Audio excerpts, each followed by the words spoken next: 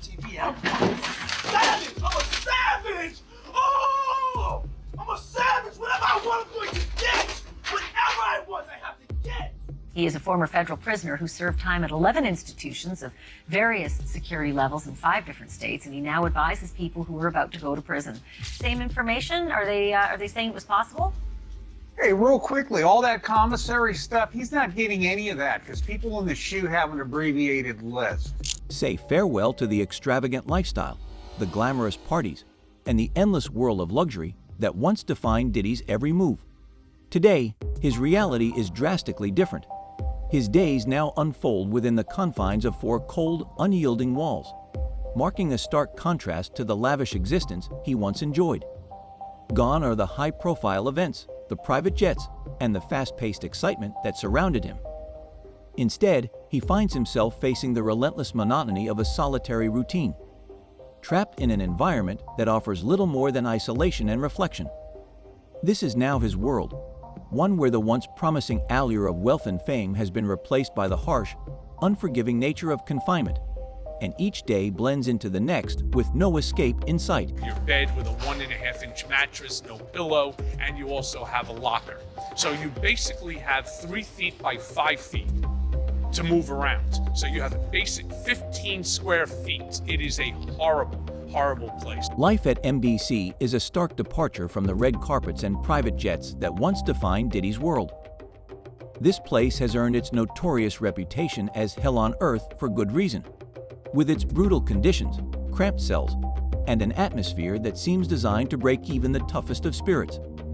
Many inmates come in with high hopes, only to be shattered by the harsh reality of their confinement. Yet, just when you think the story couldn't get any more unbelievable, things take an unexpected turn. Whispers have begun to circulate that Diddy's experience behind bars might not be as unbearable as most would assume. In fact, some are suggesting that his time at MBC could be a far cry from the hellish existence that others endure.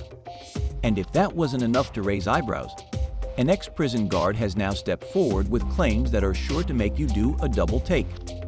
Could there be more to Diddy's time in lockup than meets the eye? Music mogul who once traveled by private jet to all those mansions is now in a jail that is notorious for its bad living conditions. So what's truly happening behind those bars?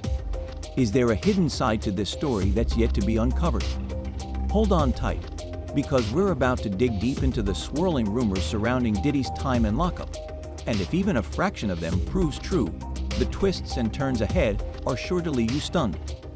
There's more going on here than just a high-profile inmate navigating the harsh conditions of one of the country's toughest prisons.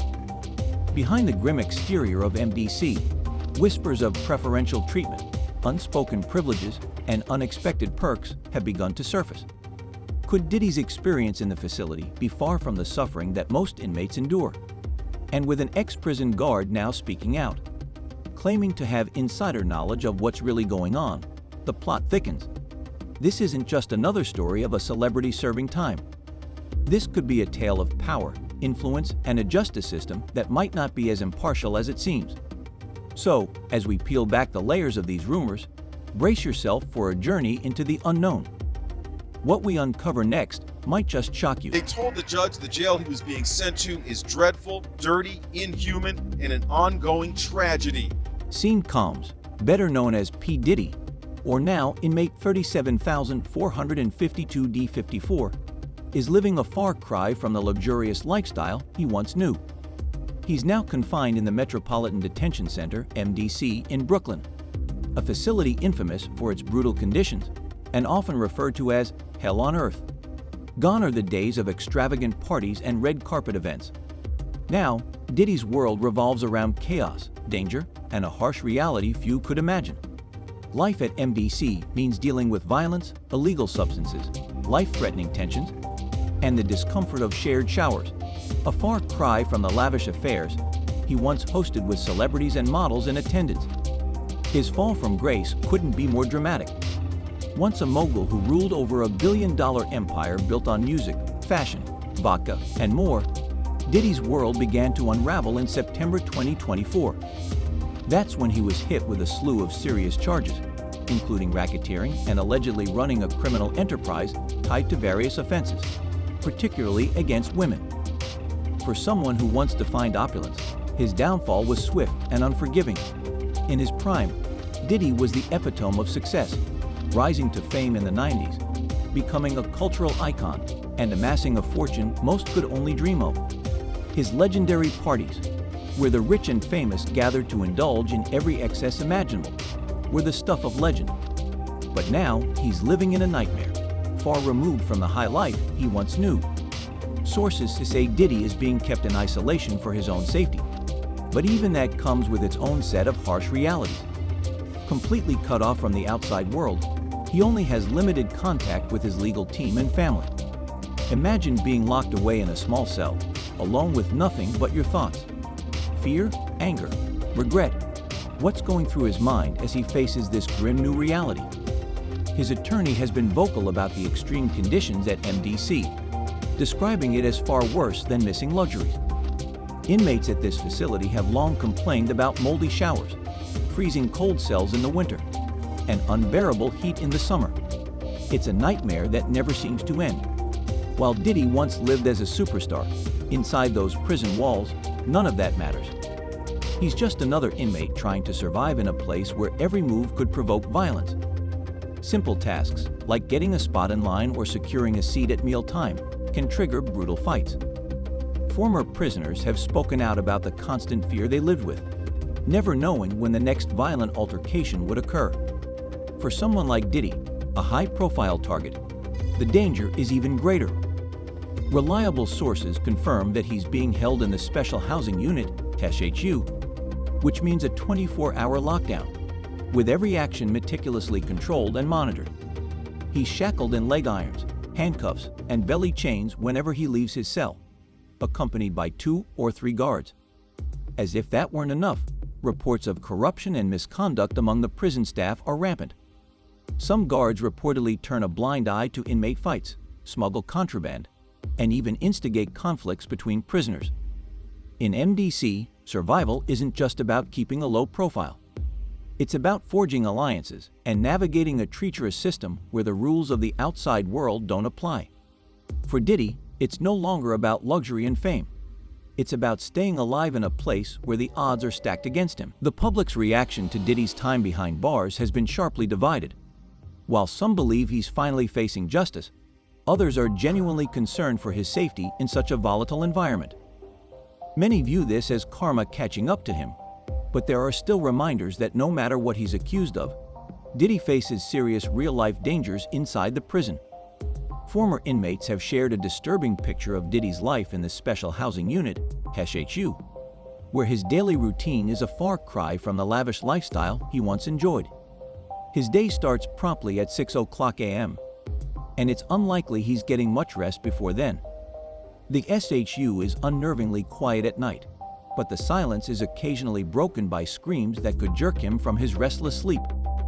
It's hard to imagine how anyone could sleep soundly on a thin, 1.5-inch mattress without a pillow. This is a far cry from his former $40 million mansion, where he could wake up to soft sheets and expansive rooms.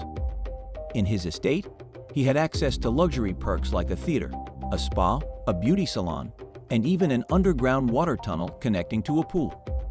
Now, his cell is a stark contrast. Diddy's cell is likely windowless, with only a harsh strip light above him. The iron bed bolted to the floor offers no comfort, and next to it is a tiny, all-in-one suite containing just a sink and a toilet, barely enough to make the space livable. He spends 23 hours of each day here, alone with nothing but the cold, concrete walls and occasional visits from cockroaches, his only companions in this harsh isolation. The mental toll of such confinement can drive strange coping mechanisms, and naming a bug might be a small way to retain a semblance of sanity in a world devoid of human connection. While Diddy is allowed limited visits from his family and legal team, most of his time is spent confined to his tiny cell. His routine, though bleak, provides some structure. He's required to make his bed, mop the floor, and keep his toilet and sink clean. These small chores, though humiliating for someone used to having an army of staff, at least offer a sense of purpose in an otherwise monotonous existence. Without them, the hours might stretch endlessly, potentially driving him to madness. Meals are delivered through a small hole in the door, and there's nothing luxurious about what he's given. Forget caviar and gourmet dishes. Diddy now eats powdered scrambled eggs, cheap white bread, milk, and sweet juice. These meals, which total about 1,800 calories per day, are the minimum required by law. However, one major downside is that the food is rarely served hot. Instead of fine dining, Diddy's meals consist of mystery meat and cold hot dogs made from cheap cuts, far from the indulgent meals he used to enjoy at exclusive restaurants. In fact, there have even been reports of maggots in the food, an alarming issue for any inmate, but especially for someone so used to the finest dining. However, Diddy's financial resources provide him with some small comforts. Despite the grim environment, he can access the prison commissary, where he can purchase snacks, coffee, tea, and personal items like clothing and even a radio. These small luxuries help him endure the harsh isolation, but his financial freedom is limited. Diddy is allowed only $160 every 2 weeks, a far cry from the extravagant spending he once did. With that amount, he faces tough choices on what to buy. It's a stark reminder that even wealth can't shield him from the reality of life in prison. Books, a potential source of solace, are also limited. In the SHU, access to reading material is scarce, with most books being available only through the jail's electronic law library, a system designed for legal resources. One inmate described the lack of resources at the MDC, saying, "Forget about your constitutional rights. Human rights are a problem here." The isolation and scarcity of resources must be a heavy burden for Diddy, who was once accustomed to everything being at his fingertips. When it comes to hygiene, Diddy is allowed to shower only 3 times a week. Inmates have described the showers at MDC as disgusting, often filled with mold. Diddy, who's experienced the finest spas, now faces the uncomfortable reality of poorly ventilated rooms and the scent of unflushed matter in the air. Plumbing issues, including broken pipes, are common and repairs are often delayed. Basic comforts, like functioning plumbing, aren't guaranteed in the SHU. What's even more concerning is the idea of what might happen if Diddy were to be placed in the general population. MDC has earned its reputation as one of the most dangerous and brutal facilities in the U.S. since its opening in 1994. Reports of violence, including frequent stabbings, have plagued the prison. Inmates often use homemade knives, ranging from 6 to 9 inches long, making the environment even more perilous. There have been cases where inmates were left untreated after violent attacks, further underscoring the facility's brutality. Additionally, reports of corruption among prison staff are rampant, with some guards accused of smuggling in contraband and even fostering violence. The level of brutality is so extreme that many judges hesitate to send prisoners to MDC. Yet due to the closure of the Metropolitan Correctional Center, the MDC remains one of the few facilities able to house high-profile inmates like Diddy. Recently, it was reported that Diddy might have been moved from total isolation into a dorm with fellow high-profile inmate Sam Bankman-Fried. If this is true, Diddy's life will only get more difficult. He'll have to deal with the constant paranoia of living in close quarters with others, never knowing when danger might strike. This dorm is meant for inmates requiring protective custody, but it offers no guarantee of safety. Diddy's immense wealth may force him to pay for protection, as his safety will be at constant risk. Adding to the drama, there are reports that Diddy and another inmate, Luigi Mangin, have become part of the ongoing narrative inside the MDC. While Diddy has reportedly been receiving a lot of hostility from other inmates, Luigi seems to have gained popularity and respect among the prison population. Luigi, who is facing charges related to the murder of a CEO, has found common ground with many inmates due to shared struggles, such as the loss of loved ones due to inadequate health care. Diddy, on the other hand, has struggled with the negativity directed at him. There have been claims that he's upset by the hate he's receiving, but Luigi's lawyers deny any tension between the two, asserting that the rumors are being exaggerated. Despite their lack of interaction, an interesting connection exists between their legal teams.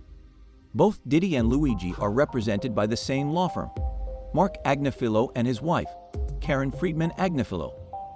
This connection, while largely professional, has raised eyebrows given the high-profile nature of both cases. As Diddy awaits his trial, set for spring 2025, his legal team is working hard to prepare his defense. They argue that key videos in the case show private, consensual activity between Diddy and his longtime girlfriend, Cassie Ventura.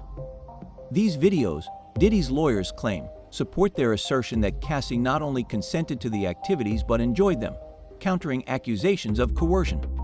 The case is far from over, and the drama continues to unfold behind bars.